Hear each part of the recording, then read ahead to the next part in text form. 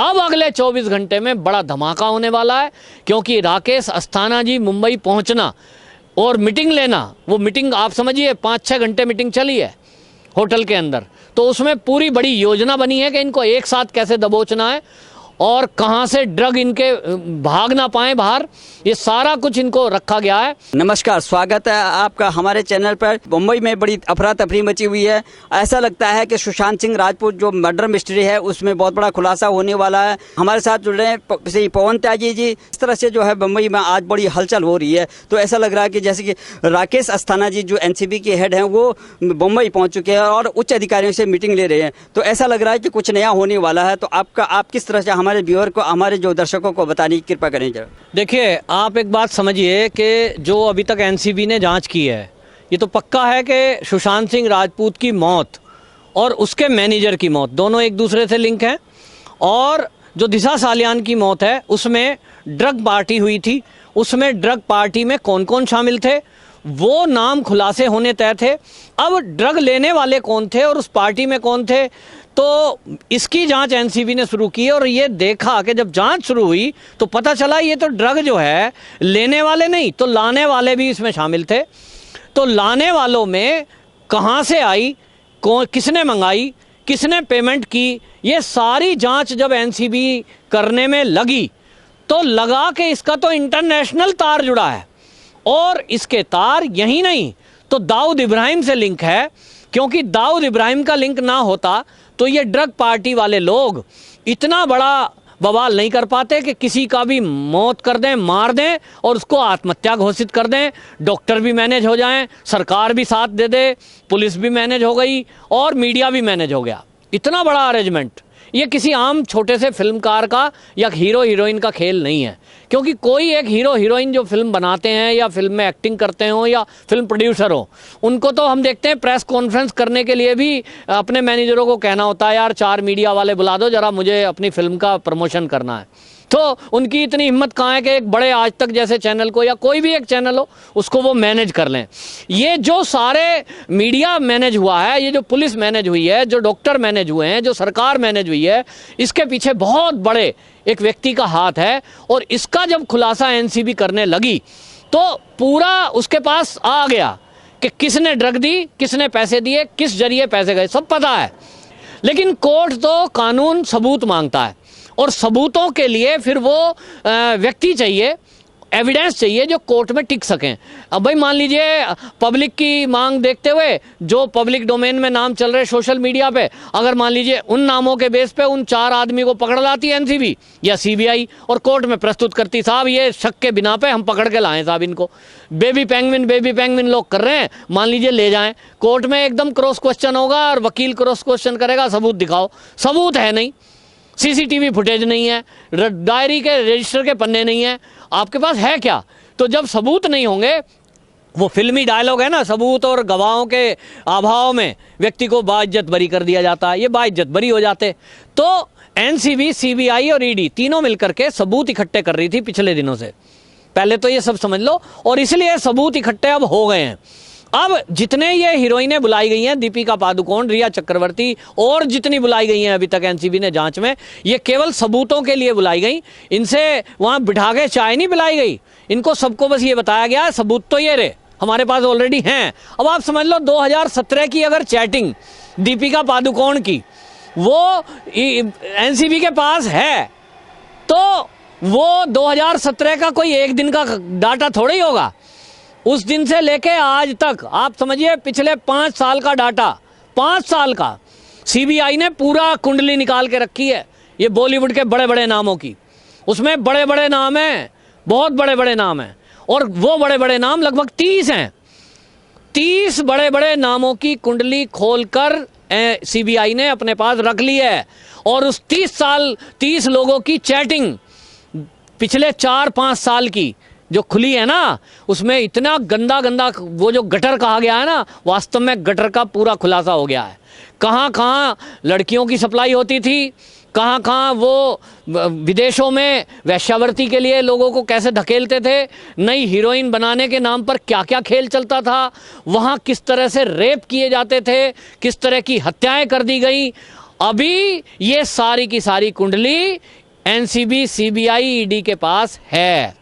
पैसे का पूरा खेल पकड़ा जा चुका है, सबूत केवल बचे बाकी हैं और सबूत ये इकट्ठे करने में जो टाइम लगा है, अब अगले 24 घंटे में बड़ा धमाका होने वाला है।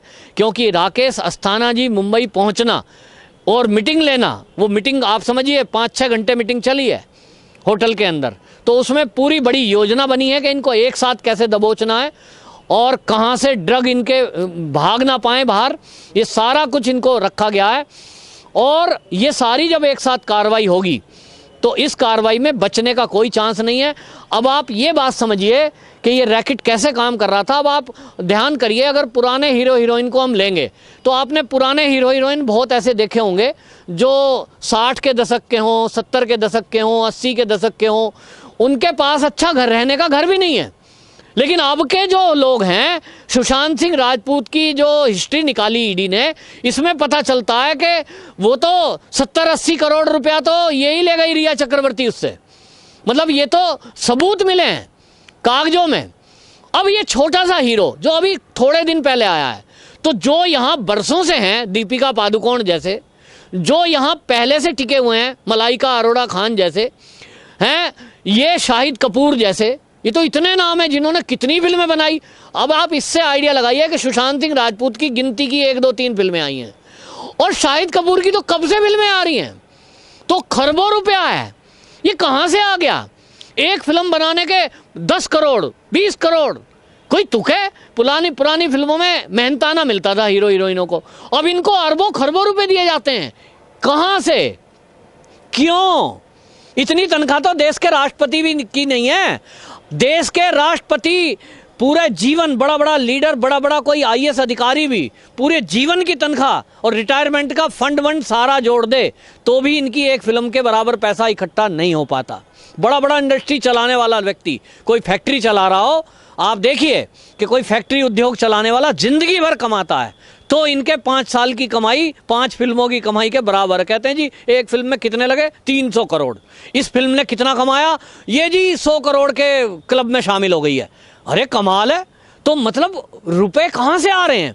अब पता चल रहा है कि ये रुपए खाली फिल्मों के नाम के नहीं हैं, ये हैं ड्रग की सप्लाई के नाम पर भी। आप सप्लायर बन जाइए, हमारी ड्रग है, इसको खपाइए। तो ये कहाँ कहाँ खपाते हैं? ये खपाते हैं बॉलीवुड में, 3-4 जगह हैं, माध्यम यही बने हुए हैं। तो माध्यम में ये एक तरह के बिचौलिए हैं, ये एक तरह के दलाल हैं। तो बॉलीवुड के हीरो हीरोइनों को, नए हो या पुराने, जो ड्रग माफिया हैं, जो दाऊद इब्राहिम जैसे लोग हैं, जो आतंकवादी बैठे हैं, उन लोगों ने इनको यूज किया है और इनसे क्या करवाया कि ये ड्रग की सप्लाई करो। आपका बैग कोई चेक नहीं करेगा, आपको कोई चेक नहीं करेगा, आप स्टार जाने जाते हो। तो इन्होंने, मैं आपको एक बड़ा खुलासा कर रहा हूं कि आप देखिए पिछले कुछ दिनों से ये IPL 2020 जब चला तो टीम खरीदी जा रही है, और उस टीम खरीदने में मैं नाम नहीं लूंगा लेकिन बड़े बड़े स्टार भी आ गए फिल्मों में जो अपने रोल करते थे। पैसा है लेकिन कह रहे हैं जी टीम खरीद रहे हैं। अब ये शौक आपको समझ में आया? क्रिकेट से शौक नहीं है उनको, ना वो ये वाला बिजनेस करने आए हैं कि उनको क्रिकेट का मैच में हार या जीत होगी। नहीं साहब, आप अगर ऐसा सोच रहे हो तो आप भूल में हो। क्रिकेट के इंडस्ट्री में भी पैसा है। वहां एक अगर कोई लड़का के एक मैच खेल ले, उसके बाद उसको भी करोड़ों रुपए मिल जाते हैं। क्यों? क्योंकि वहां भी पार्टियां होती हैं, मैच के बाद पार्टियां होती हैं, और मैच के बाद पार्टियों के रिलैक्स के नाम पर वहां बॉलीवुड के लोग भी पहुंचते हैं। ये बॉलीवुड के लोग क्यों पहुंच रहे हैं? ये बॉलीवुड के लोग क्रिकेट की टीम क्यों खरीद रहे हैं? कौन सा शौक चढ़ गया भाई इनको कि ये क्रिकेट की टीम खरीद के और IPL में पैसा लगा रहे हैं? एक ही मकसद है, मैं आपको बता रहा हूँ, कि ड्रग को खपाया जा सके। क्रिकेट की टीम के नाम पर ये जाएंगे और फिर वहाँ पार्टी करेंगे और उन पार्टी में एंजॉय के नाम पर ड्रग का आदी बना दें। तो ये मैं नहीं कह रहा हूँ कि क्रिकेट के खिलाड़ी ड्रग लेते हैं, ये नहीं कह रहा हूँ मैं, लेकिन ऐसा सुनने में आया है कि वहाँ भी पार्टी होती है, वहाँ भी ड्रगों की खपत होती है। भाई पार्टी रख रहे हैं, पार्टी कर रहे हैं, जो लोग और आ रहे हैं वो भी, और इनके पास भी अरबों खरबों रुपया आ जाता है। कहाँ से आ जाता है? तो ये सब चीज़ें हैं और इसलिए हमारा युवा प्रेरित क्या से हो रहा है, वो देख रहा है कि क्रिकेट के मैच में अगर कोई टीम में भर्ती हो गया तो 1-2 साल के अंदर ही अरबों रुपया आ जाता है। कोई फिल्म बन गई तो हीरो हीरोइन बनने में करोड़ों रुपया आ जाता है। एक सुशांत सिंह राजपूत जो अच्छा वैज्ञानिक बन सकता था, पढ़ा लिखा था, उसने फिल्म क्यों चुनी? इसीलिए तो कि आकर्षण है वहाँ, कि पैसा है जी, बहुत जल्दी आता है। तो ये जो पैसा है, ये जो नेक्सस है, ये बहुत बड़ा है। और अब इस नेक्सस का जब केंद्र सरकार को पता चला कि दाऊद इब्राहिम का पाकिस्तान में बैठा हुआ, वहाँ से देश विरोधी ताकतें जो काम कर रही हैं, पिछले दिनों जो दंगे हुए सीएए के विरोध के नाम पर, उन लोगों को जो फंडिंग की गई, ईडी ने उसकी जांच की है। असल में वही एंगल पकड़ में आया है। आप देखिए, जावेद अख्तर आज ट्वीट करते हैं और जावेद अख्तर पक्ष में खड़े हो रहे हैं करण जौहर के। जैसे ही करण जौहर का नाम आया तो जावेद अख्तर को मिर्ची क्यों लगी? जावेद अख्तर क्या बोल रहा है? जावेद अख्तर बोल रहा है कि भाई ऐसा है, अगर जो ये करण जौहर की पार्टी थी ना, इस पार्टी में अगर ये किसानों को भी शामिल कर लेते तो शायद मीडिया अटेंशन उधर मिल जाता, क्योंकि किसान तो सरकार के विरोध में है, आंदोलन कर रहे हैं। लेकिन इनका कैमरा उधर को नहीं गया, क्योंकि उसमें पार्टी में किसान नहीं, बॉलीवुड के हीरो हीरोइन थे। जावेद अख्तर जी, क्या कहना चाहते हो आप? आप ये कहना चाहते हो कि जो किसान आंदोलन है वो देश के विरोध में, किसान इस देश का विरोध में है? तो आपकी बुद्धि पे मुझे तरस आ रहा है। आप न्यूज़ नहीं देखते, आप अखबार नहीं पढ़ते, आपको पता नहीं चला कि किसान आंदोलन के नाम पर केवल कुछ राजनीतिक दल, वामपंथी और कांग्रेस, जहां जहां इनके लोग थे, उन्हीं को वर्दी पहना पहना के और नए ट्रैक्टर, बिना नेम प्लेट के ट्रैक्टर, नए शोरूम से निकले हुए, वो विरोध में लाए हैं। तो आम किसान तो खुश है उस किसान विधेयक से, जिसका नाम आप लेना चाह रहे हो।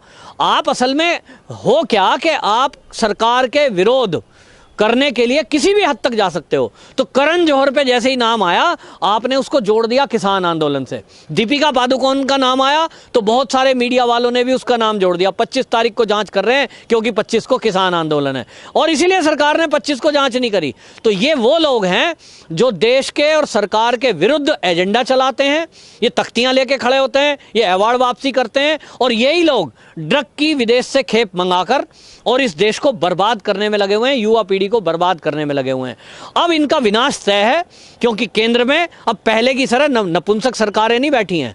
इस समय मोदी सरकार है जिसके सख्त इरादे हैं, कोई सेटिंग नहीं होती। अमित शाह गृह मंत्री हैं जो कोई सेटिंग नहीं करते, ना किसी से डरते हैं ना दबते हैं, और उनके अधिकारी भी इसी तरह के वो चयन करते हैं कि जो देशभक्त लोग हैं वो ना डरेंगे ना झुकेंगे ना रुकेंगे।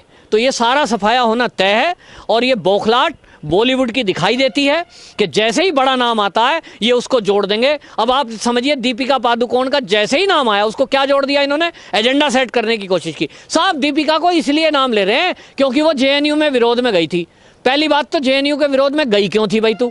सीएए का इस देश के भले के लिए जरूरी है लागू होना, तो तुम देश की भलाई नहीं चाहती क्या दीपिका पादुकोण? और फिर उसको सीएए से क्यों जोड़ रहे हो आप? क्या उसके मोबाइल में चैटिंग नहीं मिली? क्या उसने व्हाट्सएप ग्रुप नहीं बना रखा? दीपिका पादुकोण से पूछ के बताओ जरा। तो एनसीबी झूठी बोल रही है, कोर्ट के सामने जाएंगे ना एविडेंस, तो कोर्ट पे भरोसा रखो। लेकिन ये वामपंथी दलों को और शायद अब कांग्रेस को भी इस देश की न्याय प्रणाली पे शायद विश्वास नहीं रहा है, इसीलिए ये इस तरह की बचकानी हरकत कर रहे हैं। दीपिका पादुकोण हो या ये महेश भट्ट हो या ये जावेद अख्तर हो, ये ऐसे लोग हैं जो देश में एजेंडा चलाते हैं, सरकार की विरोध की मुहिम चलाते हैं, सरकारी संवैधानिक संस्थाओं पर सवाल उठाते हैं। अब ये एजेंडा इनका चलने वाला नहीं है, क्योंकि अब जनता जागरूक है, सोशल मीडिया प्रभावी है, इनकी एक एक बात का जवाब देना जानती है, और इसलिए अब ये बहुत जल्दी सब गिरफ्त में होंगे और बॉलीवुड की सफाई अब होनी तय है।